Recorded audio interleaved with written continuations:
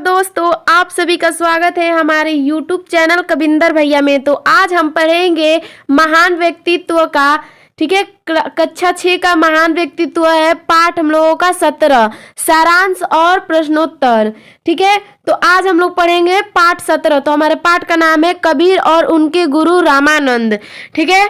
तो आज हम कबीर जी के बारे में पढ़ेंगे और उनके गुरु जो है रामानंद जी के बारे में पढ़ेंगे, ठीक है। तो चलिए कबीर जी के बारे में पढ़ते हैं। कबीरा हरि के रूठते गुरु के सरने जाए, कह कबीर गुरु रूठते हरि नहीं होत सहाय, ठीक है।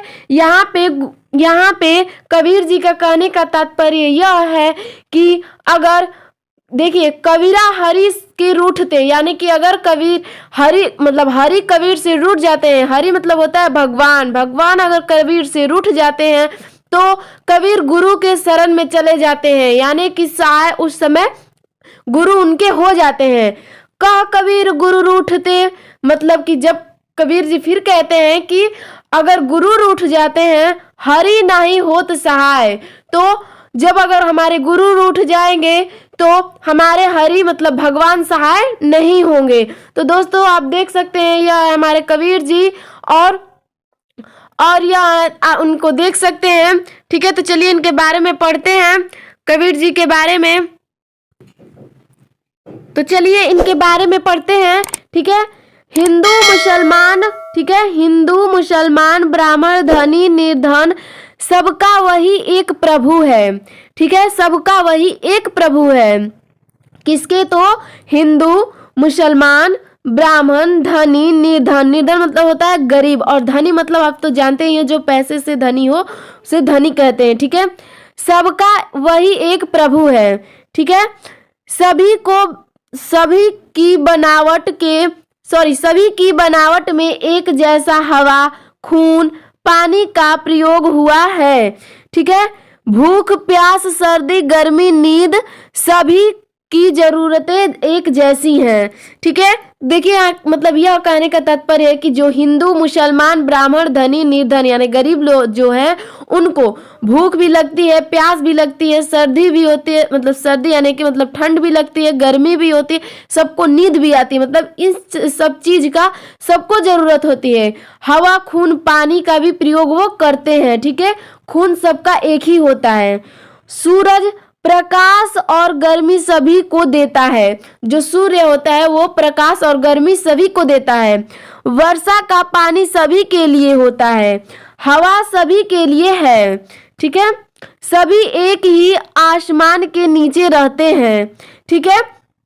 इस तरह जब सभी को बनाने वाला ईश्वर किसी के साथ भेदभाव नहीं करता तो फिर मनुष्य के बीच ऊंच नीच धनी निर्धन छुआछूत का भेदभाव क्यों है, ठीक है। ऐसा ही कुछ प्रश्न कबीर के मन में उठते जिसके आधार पर उन्होंने मानव मात्र को सही मार्ग पर चलने की प्रेरणा दी, ठीक है। तो दोस्तों यह सोच रहे हैं कि जब भगवान ने सबको एक समान बनाया तो मनुष्यों ने क्यों ऊंच नीच धनी निर्धन और छुआछूत के भेदभाव को बनाया है, ठीक है। तो इसी पर उन्होंने एक प्रेरणा दी है, ठीक है। कबीर ने अपने उपदेशों के द्वारा समाज में फैली बुराइयों का कड़ा विरोध किया और आदर्श समाज की स्थापना पर बल दिया, ठीक है। माना जाता है कि उनका जन्म 1398 ईस्वी में काशी में हुआ था, ठीक है। तो कबीर दास जी का जन्म 1398 ईस्वी में हुआ था और कहाँ पे हुआ था? तो काशी में हुआ था, ठीक है। कबीर का पालन पोषण नीरू और नीमा नामक दंपत्ति ने किया था। यहाँ पे दंपत्ति का मतलब होता है पति और पत्नी, ठीक है। इनका पालन पोषण किसने किया था? तो नीरू और नीमा नाम के दो दंपत्ति रहते थे, मतलब दो पति पत्नी थे।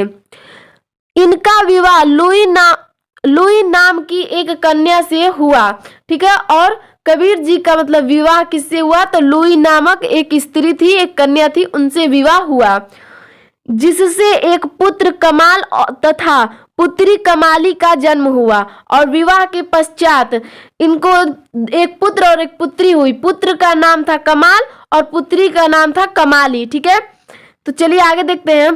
कबीर ने अपने पैतृक व्यवसाय, ठीक है, व्यवसाय यानी कि कपड़ा बुनने का काम, ठीक है, कपड़ा बुनने का काम में हाथ बटाना शुरू किया। धार्मिक प्रवृत्तियों के कारण कबीर रामानंद के शिष्य बन गए। ठीक है, कबीर पढ़े लिखे नहीं थे, इसलिए उनका ज्ञान पुस्तकीय या शास्त्रीय नहीं था। ठीक है, अपने जीवन में उन्होंने जो अनुभव किया, जो साधन में पाया, वही उनका अपना ज्ञान था।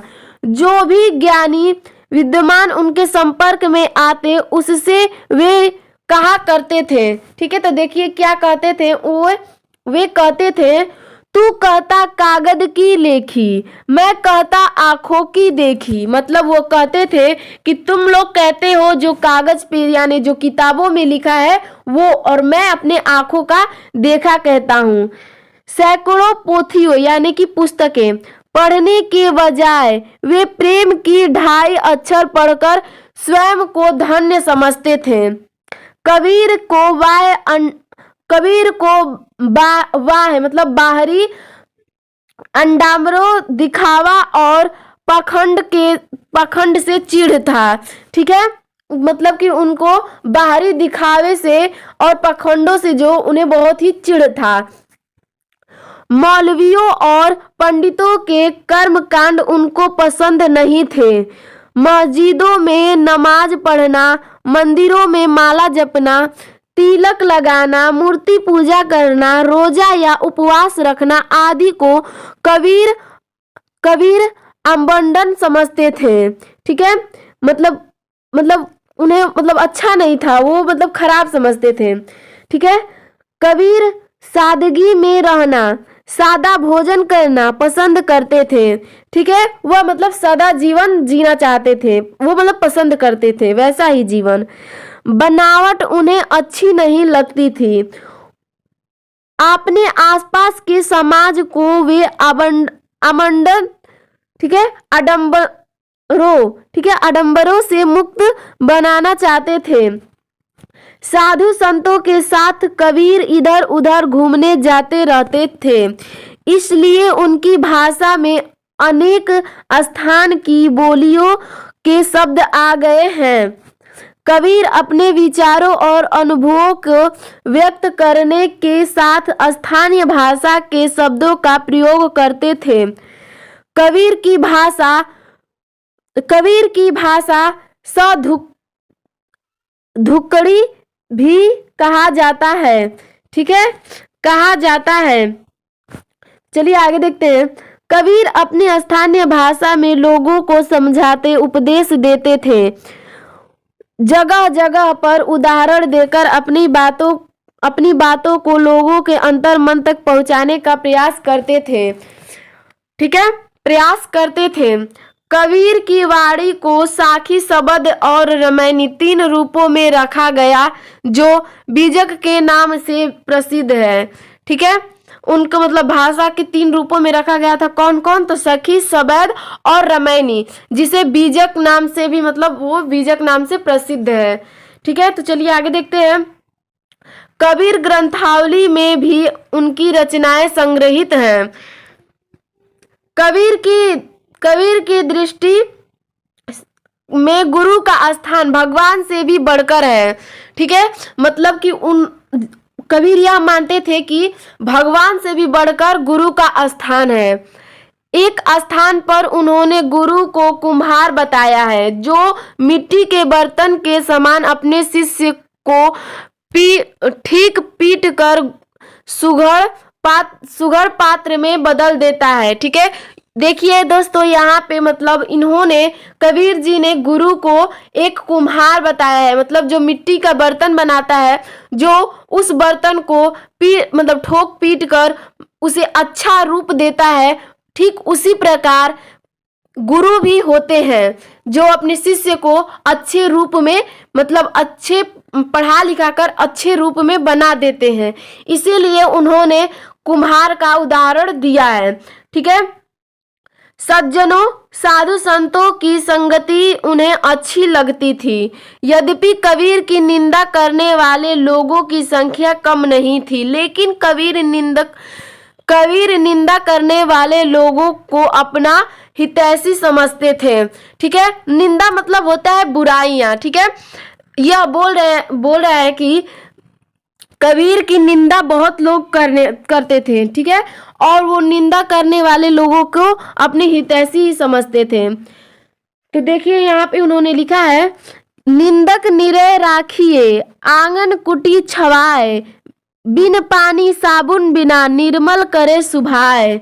ठीक है, उस समय लोगों के बीच में ऐसी धारणा फैली हुई थी कि मगहर में मरने से नरक मिलता है। ठीक है, मतलब यह अफवाह, मतलब धारणा, मतलब अफवाह फैली हुई थी कि मगहर में जब मरते हैं तो नरक मिलता है।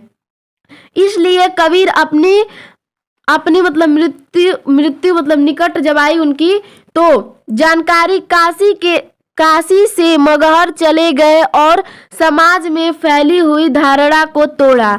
जब उनके मरने का मतलब निकट दिन आया तो वो काशी से वो काशी में रहते थे, और जब उन्हें पता चला कि मेरी मृत्यु होने वाली है तो वो मगहर में चले गए। क्यों चले गए थे? क्योंकि वो समाज में फैली हुई धारणा मतलब अफवाह को तोड़ना चाहते थे। ठीक है, और उन्होंने तोड़ दिया। 1518 ईस्वी में उनका निधन हो गया। निधन मतलब मृत्यु हो गया। कितने में? तो 1518 ईस्वी में। कबीर सत्य बोलने वाले निर्भक व्यक्ति थे, मतलब सत्य बोलते थे। वे कटु सत्य भी कहने में नहीं हिचकते थे। उनकी वाणी आज के भेदभाव भरे समाज में मानवीय एकता का रास्ता दिखाने में सक्षम है। ठीक है, तो देखिए दोस्तों, यहाँ से कबीरदास जी का पढ़ लिए हम लोगों ने। अब उनके गुरु संत रामानंद जी के बारे में पढ़ेंगे। उनका जन्म कब, कहाँ, माता पिता का क्या नाम है, उनके जीवन में क्या क्या हुआ वो पढ़ेंगे। ठीक है, तो चलिए संत रामानंद जी के बारे में पढ़ते हैं। रामानंद का जन्म 1299 ईस्वी में प्रयाग में हुआ था। ठीक है, जो उनके गुरु थे उनका जन्म, कबीरदास जी के गुरु कौन थे? तो रामानंद थे। और रामानंद का जन्म कब हुआ था? तो 1299 ईस्वी में प्रयाग में हुआ था। ठीक है, इनकी माता का नाम सुशीला और पिता का नाम पुण्यदमन था। ठीक है, माता का नाम सुशीला और पिता का नाम पुण्यदमन था। इनके माता पिता धार्मिक विचारों और संस्कारों के थे, इसलिए रामानंद के विचारों पर भी माता पिता के संस्कारों का प्रभाव पड़ा। बचपन से ही वे पूजा पाठ में रुचि लगने, मतलब उनको बचपन से ही मतलब पूजा पाठ में रुचि लेने लगे थे। रामानंद कबीर के गुरु थे। ठीक है, तो देखिए दोस्तों, यह बहुत ही मोस्ट है कि यह प्रश्न पूछ सकता है कि रामानंद किसके गुरु थे या फिर कबीर किसके शिष्य थे। तो रामानंद कबीर जी के गुरु थे और कबीर जी रामानंद जी के शिष्य थे। ठीक है, चलिए आगे पढ़ते हैं। रामानंद की प्रारंभिक शिक्षा प्रयाग में हुई। ठीक है, रामानंद प्रखर बुद्धि के बालक थे, अतः धर्म शास्त्रों का ज्ञान प्राप्त करने के लिए उन्हें काशी भेजा गया। वहीं दक्षिण भारत में आए गुरु राघवानंद से उनकी भेंट हुई। जब वो काशी में गए तो वहीं दक्षिण भारत से आए किसे? मतलब जो दक्षिण भारत से आए थे रघुनंदन से उनकी भेंट हुई। ठीक है, तो चलिए आगे पढ़ते हैं। राघवानंद वैष्णव संप्रदाय में विश्वास रखते थे। ठीक है, विश्वास रखते थे। उस समय वैष्णव संप्रदाय में अनेक रूढ़िवादियां थी। लोगों में जाति पाति का भेदभाव था। पूजा उपासना, ठीक है, पूजा उपासना में कर्म कांड का जोर हो चला था, रामानंद को यह सब अच्छा नहीं लगता था। ठीक है, रामानंद को मतलब जाति पाति में भेदभाव और पूजा उपासना कर्मकांड ये सब उनको अच्छा नहीं लगता था।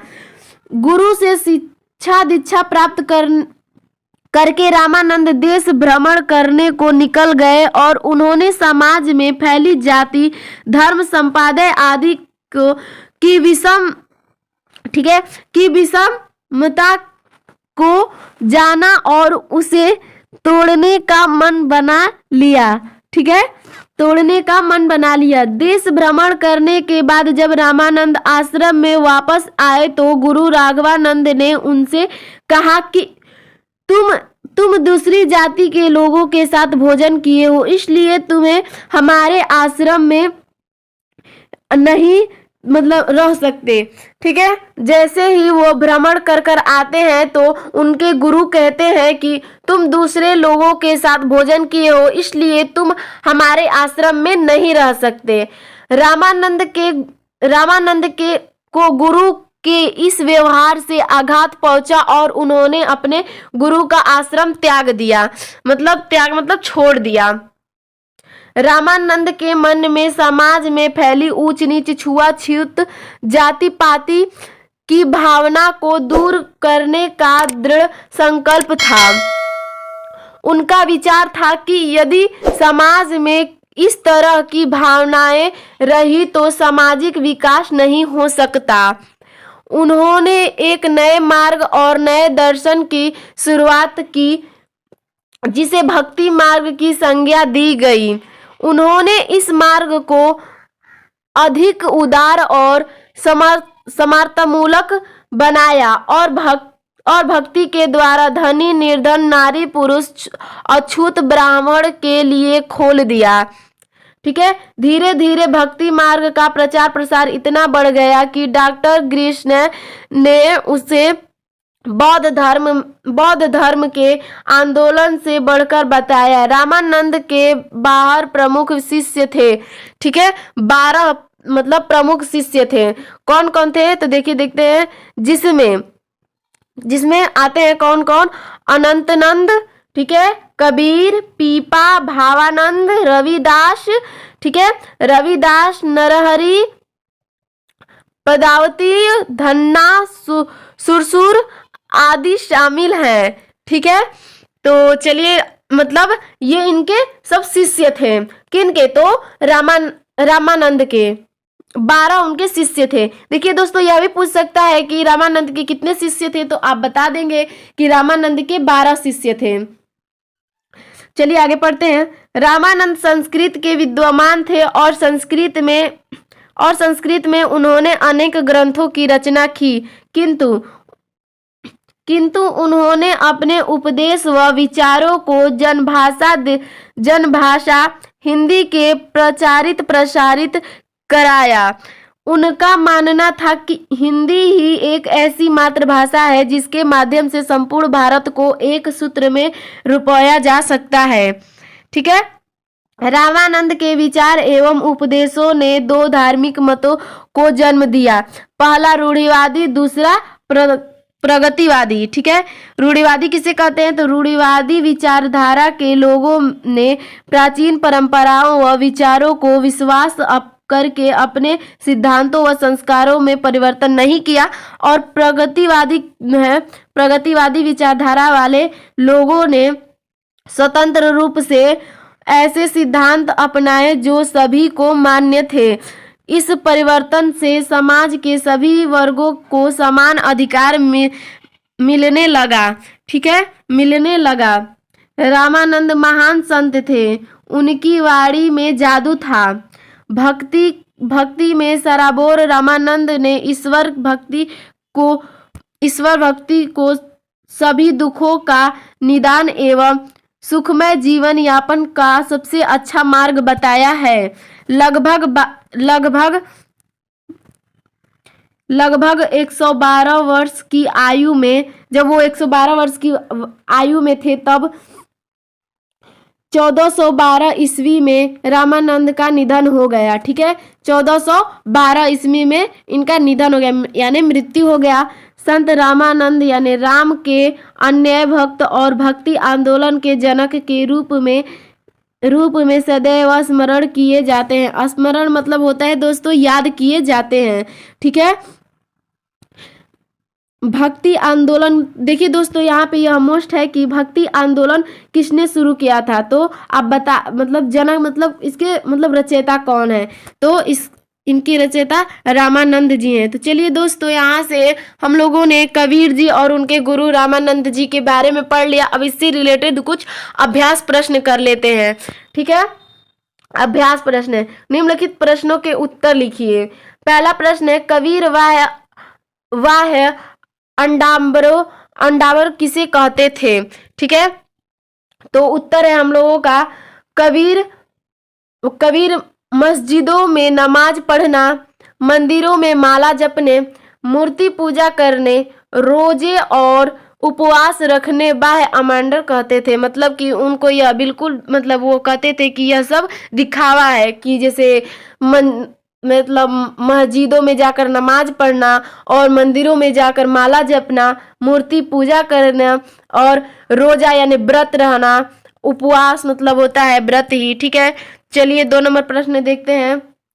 कबीर ने अपने उपदेशों में किन किन बातों पर बल दिया, तो उत्तर है कबीर ने अपने उपदेशों में समाज में फैली बुराइयों का कड़ा विरोध किया और आदर्श समाज की स्थापना पर बल दिया।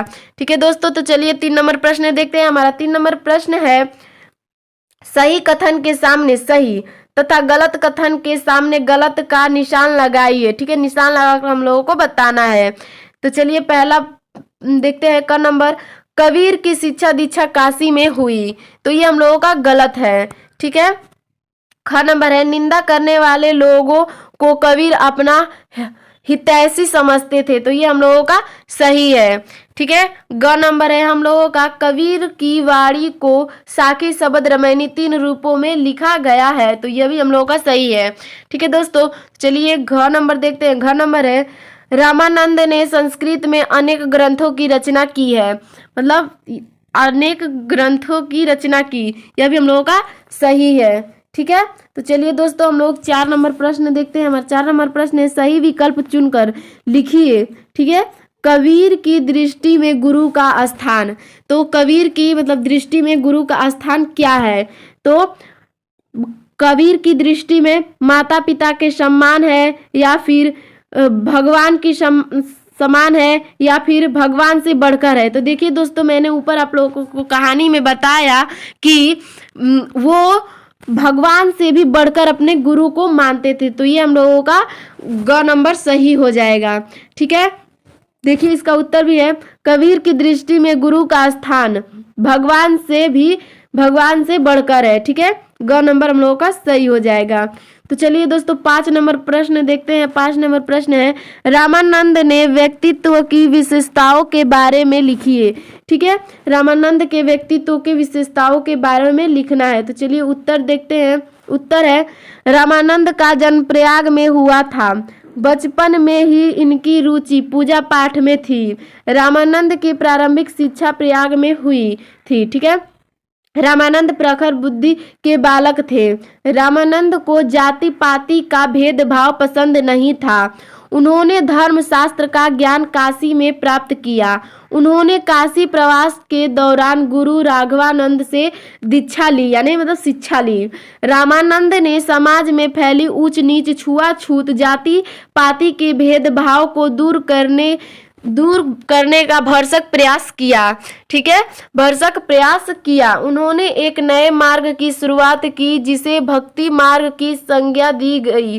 रामानंद संस्कृत के विद्वान थे और संस्कृत में उन्होंने अनेक ग्रंथों की रचना की। वे हिंदी भाषा के प्रबल समर्थक थे।